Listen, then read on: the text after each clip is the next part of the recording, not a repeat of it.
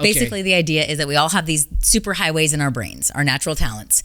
And if I try to travel on your super highways, it's going to feel like a gravel road because my brain didn't develop the way yours did. Yeah, trust me, you don't want to try to drive It's on messy. my. I wouldn't even call it an it's not even any kind of highway. Yeah. Yes, this is the Mark Haney Show on a mission to ignite the entrepreneurial revolution right here in the hometown we love. And we do that by sharing the stories of entrepreneurs. And the show really was started so that if you heard a story about somebody who was successful, it might inspire you to take a leap of faith and maybe try entrepreneurship or maybe try to grow your business a little bit more. And today on the show, we have Melissa Ortiz. So today we are going to be inspired, but you're also going to be educated. So she is an entrepreneur. She also helps other entrepreneurs, and we're going to get to know her because she is delightful. She is energetic, and I don't know how she has as much energy as she does, but we'll see if she can match my energy today. That's a serious on the challenge, show. man. Melissa, how are you doing? I'm great. Thank you for having me. Okay, so let's just get to know you a little bit. So maybe just an overview of the business, and then maybe we'll go. I'll probably just jump around on this because this is going to be fun. Okay, great. So in a nutshell, I help people do better at their jobs. Okay. And do better at the jobs. They don't have to be an entrepreneur. They could be somebody working for big business, small business, whatever. Yeah. Okay. Basically, the idea is that we all have these super highways in our brains, our natural talents. And if I try to travel on your super highways, it's going to feel like a gravel road because my brain didn't develop the way yours did. Yeah, trust me, you don't want to try to drive It's on messy. my. I wouldn't even call it an it's not even any kind of highway. Yeah. But it's interesting because by the time we're about 15 years old, those super highways are developed. Okay. And our job as we mature and gain professional maturity and sophistication is to find those highways and use them instead of trying to emulate people around us who are really good. We have to find our own path to success. And I think that's maybe the most beautiful thing about entrepreneurship is it's these people who often have tried in the normal structure of the workplace and been like, I can't do this. This is too constraining. This is too whatever. And they exit stage left and go try something else. And they find their highway of best flow or and what have you. Turns out we can do that within the workplace too. And often there are employers who are excited about that. And so helping the right people find the right seats in the organization that are using their talents, make sure they're engaged in their work, and that we keep them and keep helping them perform at higher levels. Because I think the thing that it would resonate most with you about the work that I do, and it certainly resonates most with me, is when we get those conditions right, it turns out employees can perform at higher levels. We as entrepreneurs can perform at higher levels, but oh, by the way, we go home after doing better work during the day for our teammates, for our internal external clients. We go home with more energy for our family, for our faith, for our physical well-being, for our community, whatever is important to us. There's gas in the tank left. But if I'm in the wrong seat, if I am working for a bad manager, if my job is draining the ever-loving life out of me, what do? We come home, I crack a beer, I chill out, and I've got nothing left for anybody, including myself. And so that's huge for me. Interesting. Well, I have this, I'm wearing my shirt today, everything is figure outable. And I feel, I'm like, if I'm an employee and I'm not quite satisfied with the direction that my job is taking me, I want to tell you, everything is figure outable. If you, regardless of what you want, if you have enough imagination and enough inspired action, enough stick-to-itiveness, you can figure out anything you want to do within an organization, or maybe it's something outside the organization, but you can figure it out. And I think it's incumbent on us as, let's call it the leaders of the business, or maybe the managers or the founders, if you will, the owners, to listen to what our employees want in their lives so that we can help open up some of those doors, or maybe apply some extra imagination to the challenge. Yeah, I call that owning your own engagement, because I think too many people decide things aren't figure outable, and so they're stuck, and they need to be stuck because they're supporting their families or their elderly parents, or these people are depending on them, and I can't figure it out because it will jeopardize this stability. And all that does is drain their life force, and it breaks my heart because there's too much. One of my core values is I hate waste. I hate wasted time, energy, talent, enthusiasm, money, especially. But when you decide in your brain things aren't figure outable and you're stuck, There's nothing more heartbreaking. And so we have to take ownership individually. And as leaders, we need to encourage people to be like, okay, what is it? Where are you at? Where do you want to be? We do. And so if you're, let's get inside this employee's head at this stage. I'm working in an organization. I feel unheard. I feel unnoticed. I don't see opportunities. I'm starting to lose desire because of just where I'm at. But I'm maybe procrastinating on the couch with a beer instead of dealing with it. What's the first step? Is it talking? Communicating with somebody in the organization what matters to you and what you'd like to see for yourself? Maybe. Okay. Maybe it's something in your personal life that at least gives you a little extra juice to then go back to work and start looking around. Because if we can't find opportunities to do better at work, I'll be shocked. Because what I find in the employee engagement space is often the most disengaged employees have the best ideas. They are just terrible at communicating those ideas. They are frustrated and they vent and they complain instead of bringing a couple workable solutions to the table and be like, I'm frustrated and I'm going to do something about it. And here are my 4 ideas. Yeah. And when you bring it to the table that way, and it's partially our ability to listen as leaders, like, what are they really saying here? But it's also our responsibility as employees to own our own engagement and say, I'm frustrated. Here's what I think is broken. And sometimes the owners or managers aren't willing to fix it. And sometimes that's your turn to exit stage left. Yeah. But try. Yeah. No, I like how you began your step with not necessarily, because if you have a victim mindset and you can't get your head right, and that might happen at home, right? So what do you need to do, potentially cut out of your life so that you have enough time to be a little bit solution oriented on how you're at least going to start the conversation with your supervisor or with the owner of the company? You need to carve out a little bit of time for yourself to develop a workable plan, workable vision for where you want to take that conversation. And you got to cut out, maybe, you got to put get some of the bad stuff out of your life and put in some downtime for yourself. Stuff and or people. So often we surround the people that I see in victim mentality, they surround themselves with willing listeners and people they can commiserate with. And if you start to separate yourself from that and make space for people who are the doers and like, oh, that's a good idea, you should go do that, all of a sudden there feels like a path forward.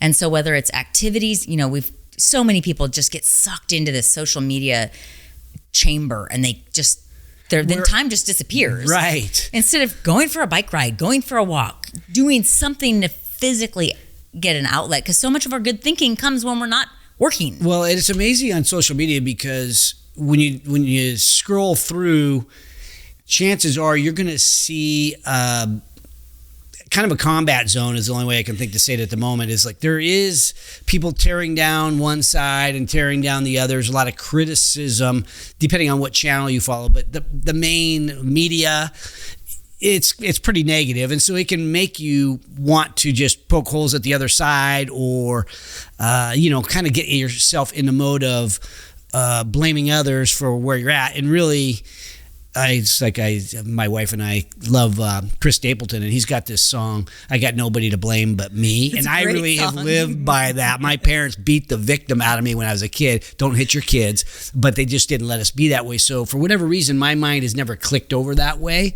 So I don't ever find myself with that tendency to, I look at myself first. It's just like something I learned as a child.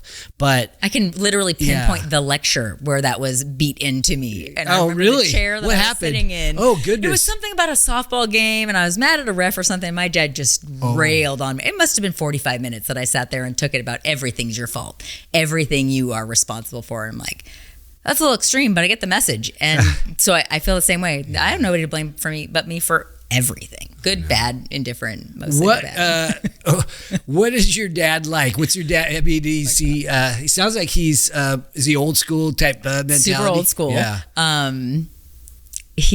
My favorite story about him is my kids. His rule at home growing up was all the horsepower, no horses. So if you have to feed it, we don't need it. But it was like go-karts, four-wheelers. I grew up on a farm. Mm-hmm. He flew airplanes and helicopter and race cars for fun, and so there was a lot of horsepower around. Wow. In addition to the tractors. Man's man type guy. And so my favorite story is my kids are out. We live on the Sacramento River up in Calusa, and my kids are out with him and they're riding side by sides, and my dad is having a ball. He's 72 at this point, I think, and he's spinning donuts in the gravel and just having a great time. And pretty soon my kids are screaming, "Papa, you're on fire!" And he's like, "I know." And they're like, no, you're on fire. Oh my gosh. This goes on 2 or 3 rounds, and finally he realized that the side by side that he's driving is on fire, and he drives it into the river. Oh my gosh. Fire up. Oh, and it started the fire from all the different donuts and stuff he was doing got too hot? I don't know. I wasn't there. This is like the best quintessential story. God. I mean, he didn't quit racing amateur SCCA, Sports Car Club of America cars until he was 73. He still flies fixed wing and helicopter. He's just on fire. He loves what he does. He's a farmer. He's really damn good at it. Yeah. And he's super intense, super competitive, and there's just no room for excuses in his world. Wow. I love that approach to life. No excuses. Play hard. Like work hard, play hard guy. Yeah. It's like the quote I think that makes me think of him is, "Don't tell your kids how to live. Let them watch you do it and learn that way." I'm like, so cool. Yep, check that box. Well, and I'm deviating from the employee thing a little bit because I do think that our value systems, they begin at home. I know that they can change later in life, but if we do a good job as parents, I think it's more easy to when you're older, if you find yourself being a victim, to change back to the way Dad used to. It's like you have a solid footing. Yeah, you do. From. So even though virtually everybody might act like a victim occasionally or blame or wrath occasionally, but we can always revert back to principles that your dad taught you, and of course I had some similar stuff. But knowing this, okay, so. You and I have some things in common. So I had sounds like a lot of the same values taught to me as parent as I had when I was a kid.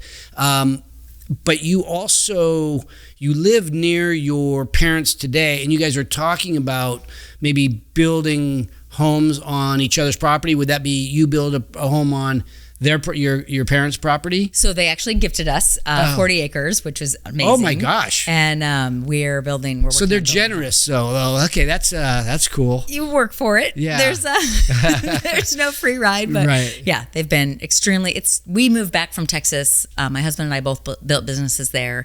We had finished school at Texas A&M, and when I got pregnant with the second baby, I looked at my husband and I said, "You knew this was coming. I want to go home." I mean, my mom and dad. It's like this family core that if you see them on, holidays, it's very different than this. My mom calls it kid taxi. She'll show up for 4 minutes for breakfast, whisk the kids off, and they get these little tiny interactions to see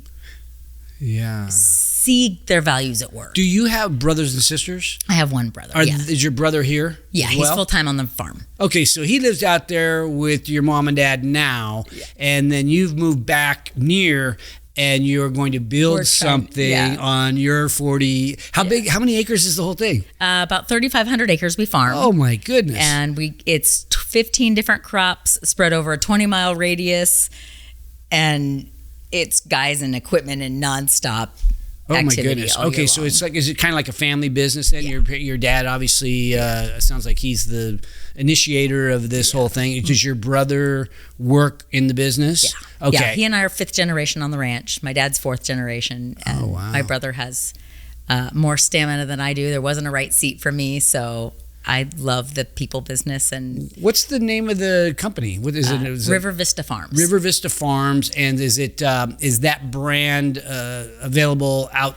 You sell just wholesale, or is it available? It's not a consumer brand. Okay, it's not a consumer brand. So it's all commodity agriculture, and then we also have a fruit drying facility that has a consumer brand attached to it. It's called Sunrise Fresh. Mm-hmm. So we are the largest dried cherry brand on Amazon. Is probably the best place to find them. They're amazing. They don't have any additives. We dry about 10 million pounds of cherries a year.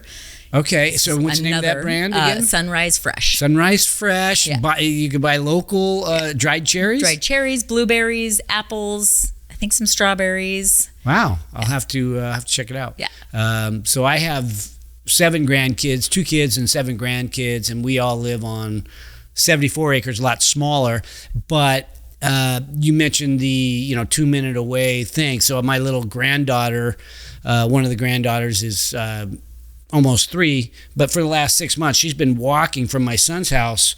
We're probably 500 yards away. Just show up. And she's just like, she's on our back patio. It's like, hey, how you doing, Brindley? Yeah. And I just wanted to come see what was going on. How's your day? And I'm like, come on in, Does your mom know you're here? The freedom of country kids, you just can't, it's incomparable. Yeah. And that ability to just go and have the confidence to just go at that age. And well, you have daughters, right? One of each. I have an 11-year-old girl and a 9-year-old boy. Have they, now you're not living on the property yet, but it sounds like there's a lot of great interaction between your family members. Is there like people, your dad or the grandmother or their grandfather? Is there one that the kids are more like drawn to, the dad or your mom? My mom's the most approachable. She's so fun. She's so engaging. My dad's doing his own thing. He's busy. If you want to hop in the truck with him, great. Yeah. If you want to go golfing with him, great. But he's doing his thing. Okay. And so my mom's probably the most approachable. Mom's kind of a confidant, maybe. I've seen that. Or co-conspirator. She's pretty fun. So that sounds a little bit like my wife. She is I don't know, co-conspirator. I've never really thought of that term, but I'll come over, like one of the grandkids is going into freshman in high school. And so you can imagine, she's kind of popular, but there's girl drama and boyfriend drama and all that. And so because I'm probably less approachable, but I'm tight with my wife and I'm always around. I get to hear all the, what it's like to be 14 years old. And, I'm not ready for that. Yeah, it's fun. Yeah.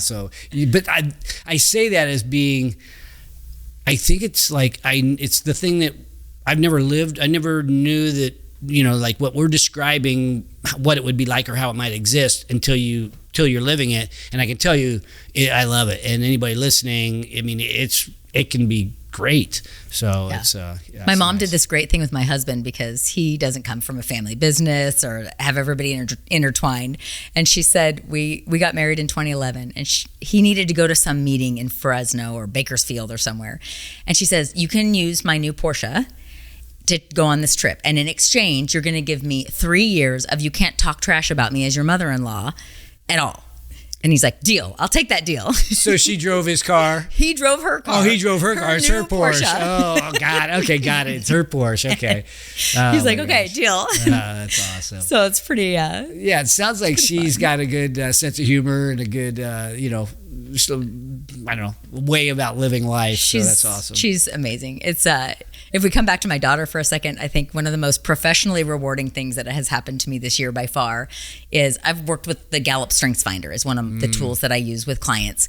And my daughter says to me, 11 years old, she says to me on a Sunday, Mom, can I find out what my strengths are? And I was like, girlfriend, I have been waiting for years for you to ask me this. I'm going to get a tear. It was awesome. And I was like, of course. And so Gallup has a tool for younger children called the Strengths Explorer. And so we got her the code and we sat her down at the laptop and she went through the assessment. Then we printed her report and we went through it with a highlighter and made notes. And it was like, the coolest parenting moment because she knows what I do for work. Mm-hmm. She's interested, and of course, everybody's interested in what makes them special and fantastic, and want to do more of that.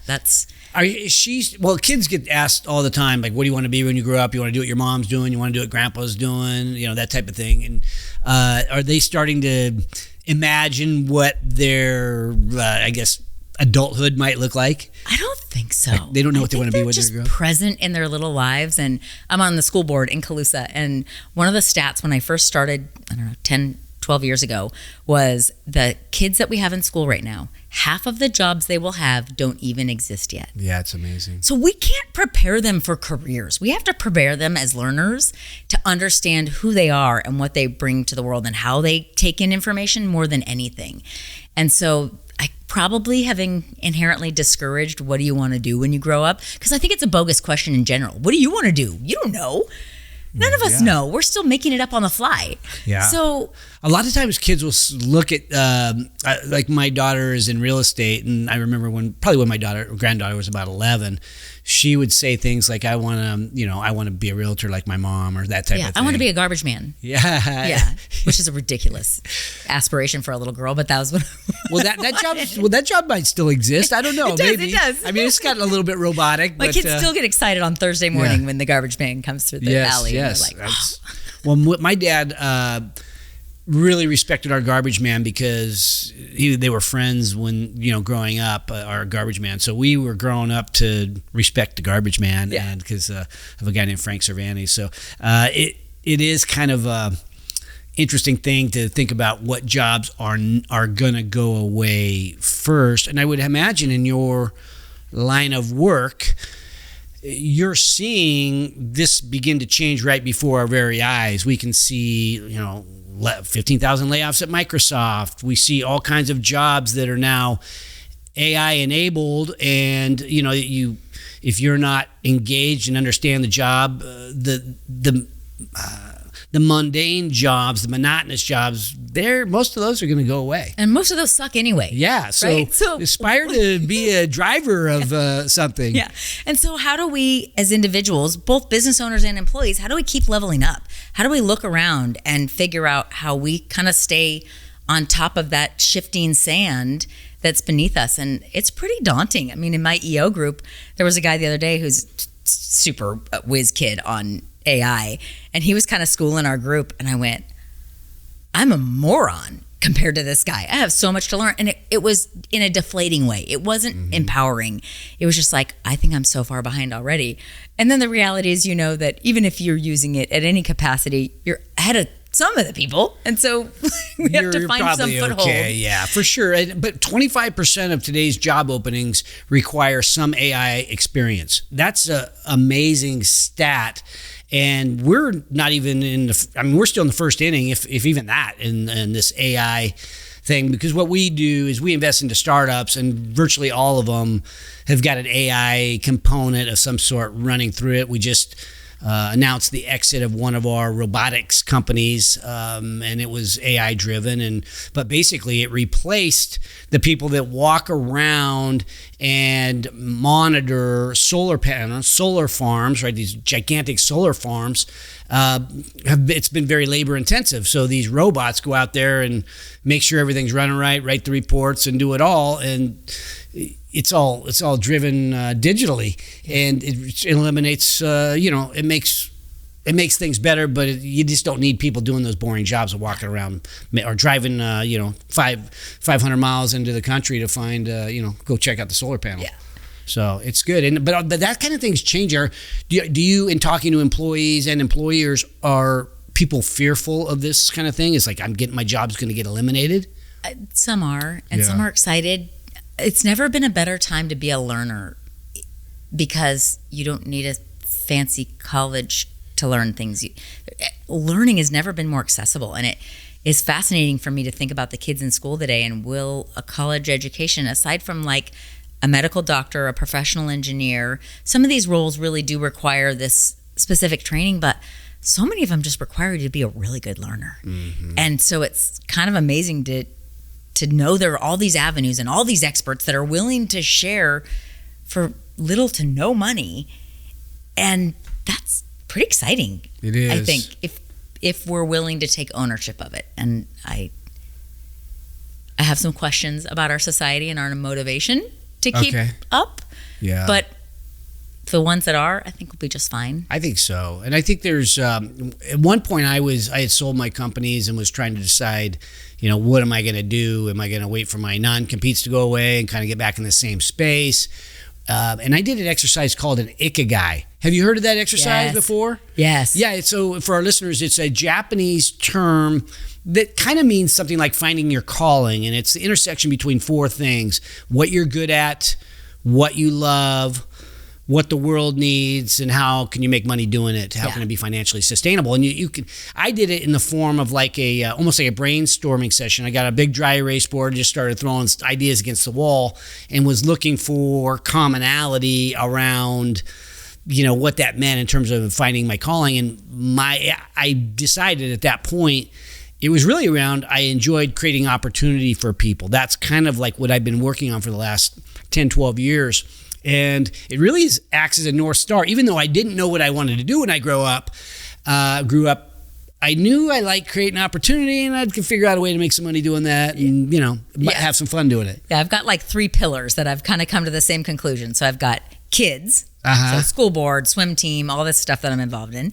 And then there's entrepreneurship. A girlfriend of mine and I taught an entrepreneurship for kids class in summer school this summer. Wow. So then that covers 2 of the buckets. Neither of those unfortunately make any money. And then my other pillar is strengths and engagement. How do we leverage people's strengths, figure out how to engage them for the benefit of the individual and the organization? And so they all are the I see them intersecting, though, even though maybe school board doesn't pay any money, you are helping develop strengths, and same with the swim team and so on. So there's and I have clients that are school districts that are not the district that I volunteer for, so that I have lots of insight into that space. But it's just like, I think that's kind of those pillars that you're talking about. But it's a great experience, and I would definitely recommend, if you're going to go down that path, find somebody who knows you really well, because we all do this thing to ourselves. We're like, well, what am I good at? Well, everybody's good at that. Everybody's good at that. And to have an external person who knows you say, no, I don't think you understand. You're really, really good at this. You think it's weird, but that weird part of you, there's something there. That's where the value is. That thing you're kind of like obsessive about, that might be something. Yeah. So I think that separate set of eyes to push you to acknowledge some of the great things about yourself. We all it's why it's hard to write your own resume. I do quite a few executive resumes every year because they don't know how to tout their own expertise. They're like, well, I'm really good at this. I'm like, you're like industry expert level. You need to make sure that's clear and that your metrics in your resume indicate that. And so a lot of times we don't necessarily see that in ourselves. So when you want to find somebody like that, somebody who knows you well, but don't you think it needs to be somebody who will give you candid feedback? Yeah, like somebody who knows you well, but it's not going to be a yes, ma'am, or a no. And hopefully you have those friends. Yeah, exactly. Because not everybody does, but someone who can be, and giving them a permission slip to be just brutally honest with you. Like, I'm trying to make some major life decisions here, or direction. Can you just call it like you see it? Who would you go to for you? Let's say you had one of those big things. Would you go to your mom or dad? Would you go to your husband? No, I have your children. A really good friend named Sadie. She and I have worked on 100 nonprofit projects together. We've been friends since we were knee-high to a grasshopper, and she and I are really comfortable shooting each other straight. And we've worked together professionally and personally. So she sees this well-rounded picture that so few, think about our lives. So few people in our lives see personal and professional. That's probably my favorite thing about living in a small town is the doers are all the things. They're on the boards. They're doing the work, and you get this overlap. Well, that's the one thing we talked about. I'm kind of bouncing around on this conversation, but touching off this, you're in the Entrepreneurs Organization. You started an EO chapter in Texas, right? Yeah, in College Station. I was a founding member. So I thought I was kind of into EO. I've been a member for, I think, since 2012. And the Entrepreneurs Organization, for somebody who may not know, it's a group of entrepreneurs. It's like a club. I call it AA for entrepreneurs. It's where we share everything with other entrepreneurs, and it's maybe your deepest, darkest secrets about the personal life or the family stuff or the business stuff, and then you can use these people as a sounding board in many cases, and they want to help you. But it's a sounding board who gets it. They're living the same life. If you're trying to talk to a friend of yours who's a W-2 wage earner and has great benefits, they have no idea the struggles that you're facing. And I love the way I describe the Entrepreneurs Organization is like swimming in the deep end with people. If you only like to swim on the surface, it's probably not a really good fit for you, because the deep end is where the meat is at, and where we learn from each other and learn from each other's mistakes. And and when you say swimming near the deep end, you're saying, I'm rephrasing this to make sure I understand. You're saying talk about the stuff that may be a little scary to talk about, or even stuff that feels like bragging outside this circle. Okay. It's both. Yeah, when you're talking about selling your business for a lot of money, but you don't know how you're going to do the transaction, and somebody else in your forum maybe has sold 10 businesses. That's a great sounding board, but they don't think you're bragging. They think you, they want to dive into the meat where somebody else. Let me help you. But even like an embezzlement situation or terrible things that happen, you don't even feel like maybe you can talk to your spouse about because you're petrified to let them know. Yeah. These are these foundational groups that get you, see you, and have this freedom to challenge your thinking. So those, that sounding board, if you go through the Ikigai, I don't know how to say it right. Oh, yeah. They have a, the Ikigai. Oh, Ikigai. If you go through the Ikigai, If you go through that process, those are some great people because they've seen the ups and the downs. But the EO organization has been great for me. I mean, it really led me to the idea of starting a podcast. It led me to now I invest into startups, and it's like all these ideas started by I joined this group of entrepreneurs and met a couple of venture capitalists and a couple of other people that were doing cool stuff for entrepreneurs. I'm like, what can I do? Well, this sounds like a really fun sandbox. Yeah, I'll start a show. That'll be my thing, and it led me to where I'm at today. So, we highly recommend the Entrepreneurs Organization for I would say growth-oriented entrepreneurs, mainly because it really is. It's a place where you can go and not stay the same, and I think it will help you grow if you embrace it. Yeah. Okay. Well, so you're teaching entrepreneurship with the kids. I often describe the importance of entrepreneurship, but as you're describing entrepreneurship to young children, did you talk about like why be an entrepreneur or why it's the importance of being an entrepreneur? Yeah. I mean, I love the quote that you have downstairs about like, these are the heroes of our economy. This is what's going to save America is people who try new things and take a different approach. And so we talked a lot about that. We talked about my husband, when we were pitching it to the school district, said, you need to call it small business class. I'm like, no, thank you. Academic language is important and setting expectations is important. I don't need you to own a bookshop on the corner. I want you to think bigger. And whether you end up with a bookshop on the corner because that's your heart's desire, great. But setting that expectations, kids can't be what they can't see. Mm-hmm. And if my friend Sadie and I have owned businesses, and so we're both entrepreneurs, and we're coming from this place of like, I've done it well, I've done it poorly. We've learned so many lessons, but even just this academic language of like the difference between revenue and income. Mm-hmm. They got it. They totally got it. They got the concept. One of the kids wanted to have a banana split business, and he said he was going to sell full banana splits. But, like a lot of times moms, they don't want a whole banana split. So he was going to sell half a banana split for better profit margins. And we're like, you've got this. You're going to be fine, kid. That's awesome. Well, it's interesting because the older we get, I think there's something about reaching young people. We work with a lot of students in entrepreneurship in the Growth Factory, and there's something about getting into the minds of young people and helping them to, I guess, think bigger, think different, think it's okay. Because a lot of times we see what our parents do and we sort of go down that path. I'm on an advisory board for a local university, advisory board for entrepreneurship, and there's a lot of faculty at this certain state college. And the faculty don't really embrace the word entrepreneurship like the people that run in most of our circles. I don't know if it's a scary word or if it's a word that they don't know how to spell. Yeah. Well, who does, right? I did. Luckily, I learned how to learned how to spell entrepreneurship. But it's sort of for the people that are working for a government agency, but helping develop our young people, not being in love with the word entrepreneurship, almost like it's.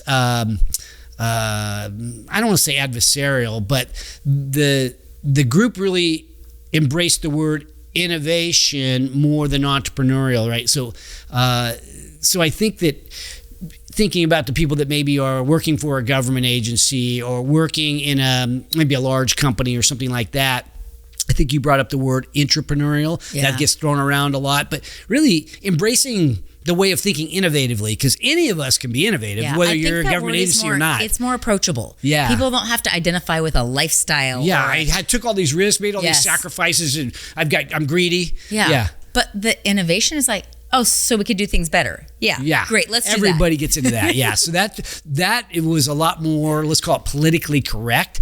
Which is not my strength, being politically correct. I'm in the same boat. I'm learning. So people that are out there talking about entrepreneurship so great, realize your audience may be hearing innovative thinking or entrepreneurial or creativity and things like that, that's really, what entrepreneurship is all about. Yeah. And it's interesting when I'm working with clients, one of the huge telltale metrics around are we having innovation happening internally is do I feel like my opinions count? Is anybody listening if I bring up ideas? And am I safe enough psychologically safe to bring up those ideas? And that's a really interesting one, because one of the things, the precursor to that is if I get people in the wrong seat, they're not in the right job, they never feel safe bringing up ideas because they think they're going to be found out. They're in a numbers role, but they don't have a numbers brain. They're in a quality control role, but they're not anal by nature. So they're working every day to be something they're not. They don't ever want to be found out. So the ideas they have, they doubt because I'm doing it wrong. I know I'm doing it wrong. I'm just trying to get by and collect a paycheck. But the people that are in the right seats, they are totally comfortable asking for help, knowing they're not an expert and going to cobble together these experts to keep going to the next level because they know they can show up with shoes on and they're good. Interesting. Well, you think about happiness, what drives happiness in our lives. And I've thought about that a lot as I've gotten older, and because right now I've kind of built a life where I kind of do whatever I want whenever I want. And so I'm always, I guess I'm not saying that I ran over my son's dog yesterday and I felt horrible. I wasn't happy at that moment. But I'm generally a happy person, and, I'm kind of doing my own thing. Not everything goes perfectly, but I'm kind of in my lane, and I'm happy. For those people that aren't in their lane, the lane that they should be, how do you be a happy person? It seems like it would be very difficult to be happy even. It's really hard. Yeah. I think some people try to find it outside of work, even though they're not happy at work. And I think one of the huge elements about it is if we can even admit to ourselves, I think I'm doing the wrong thing. Because we've all had jobs we were not meant for. Mm-hmm. And when you feel that dissonance, that it just feels harder than it should be, the change is afoot in our economy. Go start looking for something else. Start volunteering in a place to hone the skills that maybe you could market later, and take some freaking ownership of it rather than be miserable. And that's some people I see that are really doing that, and some are tired and feeling miserable, but there's no path out of that except effort. Yeah. One of the things I was thinking about the other day, what makes me happy. Obviously, I like being in my own lane, but when I am deciding to start something and I continue and I'm progressing, that little bit of progress is like very satisfying for me, even though I might still suck at it. It like, I got better, and now I'm like, it gives me just a touch of confidence, and really it gives me the happiness. So really, I think putting ourselves into something where we can do it, try hard enough, do it regularly enough where we actually show some progress, and then it's amazing what that progress feels like, even if it's small. It starts to snowball. Yeah, right? Yeah, for sure. But so get yourself into something that's fun, that you're maybe naturally could be good at, and just start trying, and then you're gonna get better. Yeah. One of my favorite things that really brings me joy is challenging people to be better versions of themselves. And the word challenging is really important to me because I'm not that gentle of a person. I can be pretty abrasive. I'm not a really good coach for everybody. I'm not for everybody. Do you ever get assigned as a coach to somebody? Like, okay, I want you to come in and, okay, we got this person that, let's say they're just sort of unhappy person, and they don't want to hear challenge yourself to get better, right? Because like if my wife said that to me, I would be hurt, and I don't know what I would do. I would start crying. But I wouldn't want her to say that. And so I can imagine pushback coming, because not everybody wants to hear that. Yeah, it's definitely not phrased that way, to be fair. It's usually like, hey, where are you at? Where do you want to be? Yeah, how can I help you? How can I support you? And that support often looks like, hey, you said this. What are you going to do about it? Mm-hmm. You got this. It's not scary. Go try it. And I think we don't do enough tough love in our economy anymore. I think there's a lot of nurturing and gentleness and not enough get off your ass and go try it. Yeah. Don't be scared. And we have to show our kids, right? Heck yeah. You should come coach football with me. Because we got to tell that I coach this group of 7th graders, tackle football. And, I am one of the coaches that does not use foul language. I use foul language all the time, but not around 7th graders. Football coaching is I hear a lot of get off your ass and all that kind of stuff. So it's kind of funny. It's such a back and forth, right? They need to know you've got their back. And the reason you're pushing is to actually care about them. Yeah. And if they don't believe that, none of the tough love will ever work. Mm-hmm. But if you get to a place where you can challenge them, it's because you've earned some trust. Yeah. And that, to me, I think is the most important part. I think I've got a swimmer on our swim team, and God love her, she missed an event at our championship meet 2 years ago. And her mom still talks about the impression it made on her when I just railed on her about all the people that spent all their whole summer creating this opportunity for her, for you to go and miss your event. Are you kidding me? And she was kind of deer in the headlights, and she's never missed an event again. She's like, she got it. And it needed to not come from a parent. From her parent. It needed to come from someone else objectively watching the situation and going, Aubrey, give me a break. We've worked all summer to get you here. Pay attention, sweetheart. That's amazing. Well, how do you, and because I would imagine men and women, but I think more of the moms out there that might be listening, because you sound like Wonder Woman. You're building businesses, selling them, starting new ones. You're school board, swim team, starting the swim program. You're building this business. You're juggling a lot. You're even driving here from Calusa to come on the Mark Haney show. How do you do it all? And do you ever get burned out, or you ever just like go, did I bite off more than I should that I can chew? All the time. Oh, you do? All the time, yeah. One of my biggest problems is I really like new ideas. And so I get these things started, but then I don't want to run with the ball anymore. And I really need to find more doers that I can hand the baton to. They can run with them. Because my fun is, I'm an entrepreneur, right? It's the startup. So year 7 in swim team is like, I'm looking around kind of desperately going, which of these parents is going to run fundraising next year? Which of these parents? Yes. So that, I got this great advice when I was in graduate school from someone who I pictured the same way. And I said, how do you do it all? And she said, I don't. I do one thing every day. I'm going to be a really good mom today. I'm going to be a really good executive today. I'm going to be a great volunteer. And I was like, that's powerful. That I can take and own, because I think we all spread ourselves so thin. And that's really valuable. I think know your strengths, right? I know what I'm good at, getting it started.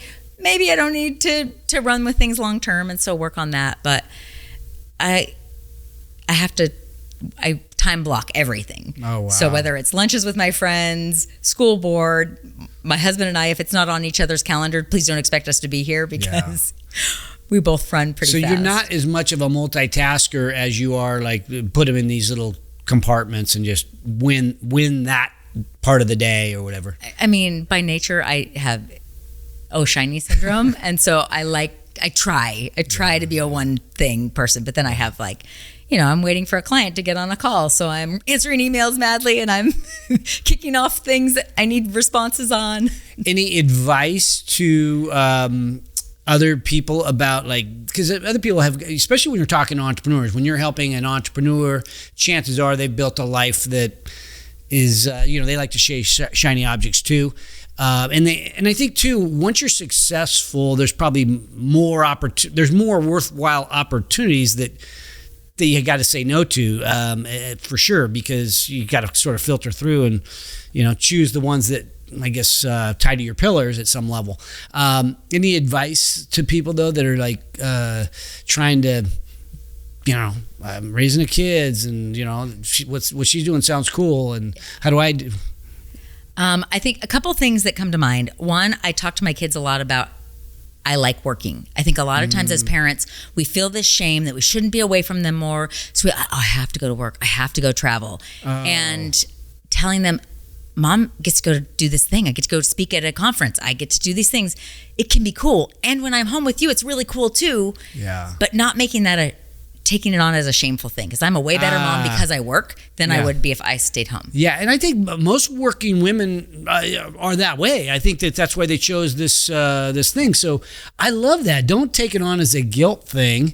I love that, and that I would say and you that should to go the find guy work you too, like too. To the guys out there too. Same thing. You know, whether you're a traveling salesman and or whatever, you're working conferences or managing a big territory. If it's a fun job for you, don't be ashamed about it. Yeah, and if it isn't a fun job for you, that's a different topic. Yeah, right. But like, there's so much kids can learn about work that we can teach them and help them be interested in.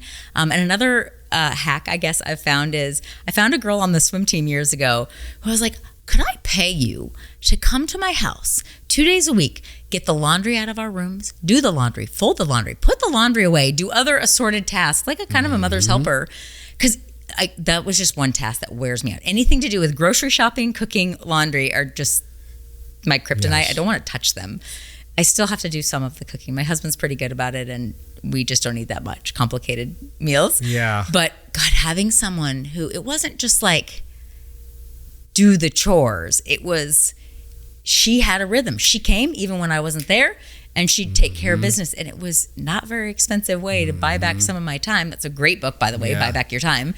Okay. And it kind of shows you the hacks of finding more time in your life. Yeah, basically. Interesting. And so it's like, what can we be outsourcing? I have an admin who takes care of all 4 of my email accounts and my calendar and a bunch of stuff. So even some of my entrepreneur friends joke that they don't know when they're hearing from Bobby or me, because sometimes she just responds as me. Yeah. Wow, that's great. So it's like, I don't have to, if I am doing my emails all day, I don't have time to do my work. And so it's been really beneficial for me to just be like, what do I like doing? I like working with clients. I like solving people problems. I don't like responding to emails, changing calendar invites.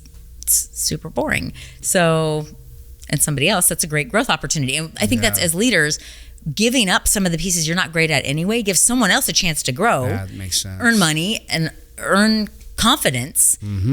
So you can be more productive on something that's maybe more high value, because typically the client-facing items or the building partnerships and things like that, these can be really valuable to an organization, where a calendar invite it has a lot of value, but it's not necessarily the same opportunity as building a big relationship. Yeah, like I'm thinking about one. I just have been working with a board for they're not nonprofit and they're not for profit. It's kind of a weird space, but they were in a really tough spot and they were really struggling with their staff. There was no trust whatsoever.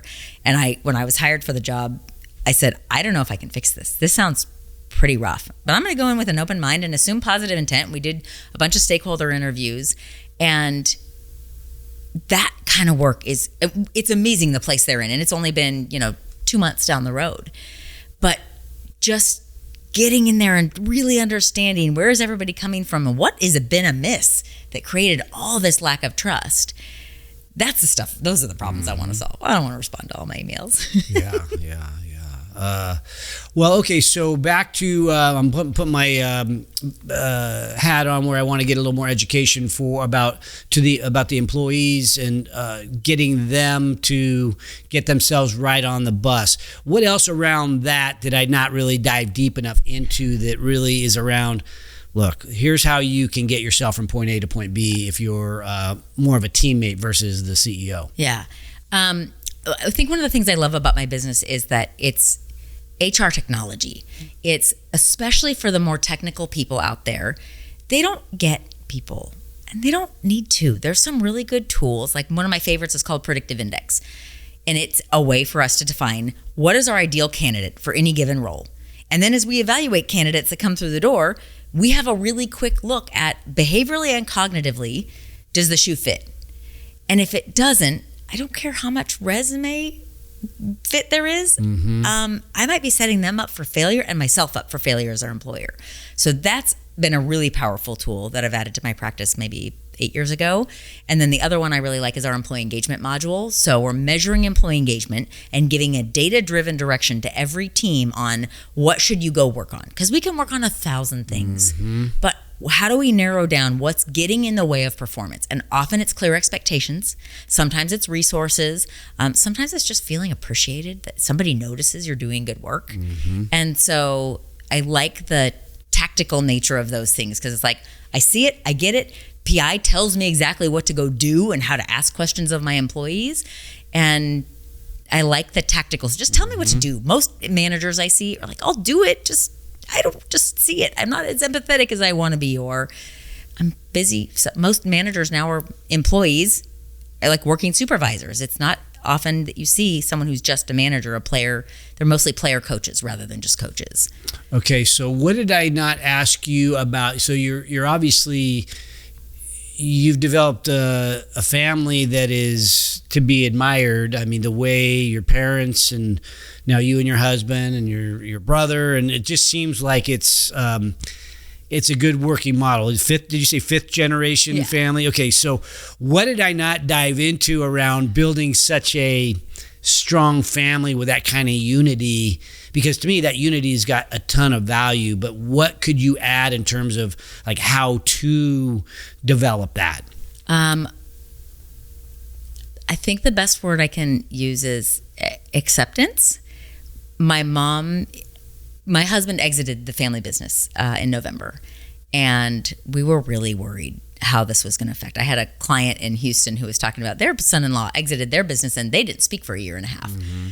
I'm like, okay, this could go really bad. I don't know how everyone's going to take this. And my parents and my brother were so gracious about it. This total acceptance of, well, if this isn't what you want to do, by all means, please don't spend your life doing it. And accepting, if you go back to the strengths mentality, accepting these quirkiness that is like the joke in the family farm, and it really comes from our office manager, is like, there's if you've seen Madagascar, it's like, I think is that a Disney movie? Pixar, I think. Pixar, the lemurs, right. They're all spaz attacks. That's my entire family. And then there's my husband, who's like an engineer, and he's dressed in the stormtrooper outfit, and he's marching with a whole group of stormtroopers in a row, and he's like this very structured German. Interesting. And so, but there's this appreciation that he's great at systems and processes, and he tolerates us. God love him. And so just these different strengths at play, if we can take them from irritation, which like last night it came to a head because my brother took the boat out, which was parked at our house, to go out on the river. We're like, oh, we'd love to come join you. We're on our way. Well, we're getting packed up, and he calls and he says, the keys aren't in the boat. Well, my German engineer husband took them out of the boat so no one stole the boat, and the boat was useful to them. But he didn't remember to text the whole family to say, hey, boat keys are in my box and, on the counter. Amazing. Well, I think I'm going to summarize what I took out of that was you be you, right? Be yourself. It's okay to be you, even if you're systematizing type of mind, or you're a little bit flighty. Accept it. Yeah, and just own it, right? Yeah. What's the Dr. Seuss quote? Something about being youer than you. Oh, I wish I had it on the top of my head, but Dr. Seuss has some really good. Yeah, I'll have to chat GPT that. I'm using a little bit of AI myself these days. Yeah. Okay, so last question, and I'm gonna. I'll ask two more questions. So what did I not ask you? I was thinking about life hacks and leadership and things like that. And there was a book that was recommended to me. It was kind of around time management, but it's more than that. It's different than that by some measures. And it's called Essentialism.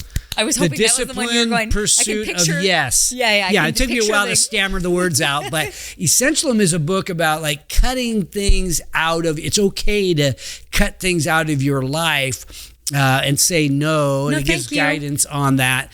And so that, to me, that's a book that I've read a number of times or listened to on audio, and it's. It might mean that you appear to look a certain way to others, but if that's what you need to do for self-preservation or to grow, you got to do it. Yeah. I think one of my favorite books is The Four Agreements. Oh, yeah. Listen to that one? It's been a while, though. It's an annual listen for me. Okay. And it's such a good grounding. And One of the 4 agreements is always do your best. Okay. Be impeccable with your word. Of course, I'm not going to remember all 4 of these on the spot. Impeccable with your word is an amazing one in terms of confidence and competence. Don't take anything personally has been a really powerful one for me because of my strengths. Everything's personal to me, and my relationships are really important. If anything's off with one of my key relationships, I kind of spin a little bit. And it's been an amazingly freeing mantra for me, is it's never about you. We're all coming from our own lenses and our own bad days and triggers and all these things. It's like usually that interaction, it wasn't about you. And I've actually heard people within the last year say that the 4 agreements was on there. You're not the first person that's brought that book up to me, and I believe I read it a few years back, but they could recite it like they live by it, like they read it every year type thing too. So that it must be a great book, even though maybe I didn't resonate with me as much. I'm gonna have to pull that one out again. Now, sometimes we need like that downtime when you feel like growing. Timing as is a person. everything. That's one of my mantras with my kids. Timing's everything. It's like if you do to read one of these self-help books when you're not feeling the mood, it doesn't. I like to read that stuff like when I'm in Cabo and I come back a little more energized sometimes. So, okay. So last question, I guess, is like, what else did I not ask you? I know you have a message. I don't know where I didn't really, I have notes on what I was going to talk to you about, but I don't even remember what they are. So what did I not ask you that's like important for us to get out in terms of messaging? I think one of the things that everybody needs to hear is there just aren't enough doers in the world. There aren't enough people who take the courage to just try. Yeah. And we need those in our small communities, in our communities at large. I mean, I think about politics, and there aren't enough good candidates because it's a terrible job. But if we don't have doers who are willing to push the needle, who are willing to take a stand and say, this is what I think is important, that's, I think about, I go to the gym and work in our community with people who have very different political views than I do. But when you work closely with people, you're like, oh, they have all these amazing redeeming qualities. Just because we don't agree on these things over here, they become more human. And until you lean in and become a doer, you volunteer for things and hold people up. And that's a great way to find our strengths without big risks at work, is to go volunteer and lean into some things. And there's this great quote by an entrepreneur in Texas that is, we all want to be valued members of a winning team on an inspiring mission.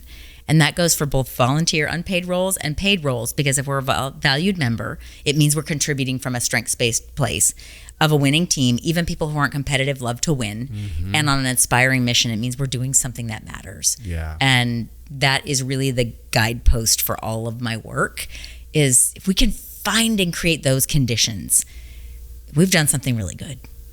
I love it. Well, Melissa, thank you for sharing such, I guess, it's more than common sense wisdom. It's more like you say it in an inspiring way, things that make us want to be a doer, go out and, change our lives for the better. So thanks for sharing that. Very inspirational. Hopefully somebody got something that they can put into action, even if it's, hey, what book to read?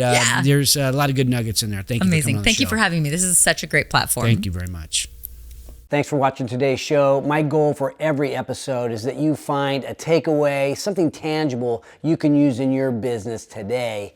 And if you have a comment about a favorite takeaway, feel free to put it in the box below. And if you have a topic that you'd like me to bring up on the show, don't forget to let me know. And also, don't forget to subscribe to our YouTube channel if you want to learn more about entrepreneurship. Because at Haney Biz, we are always by your side.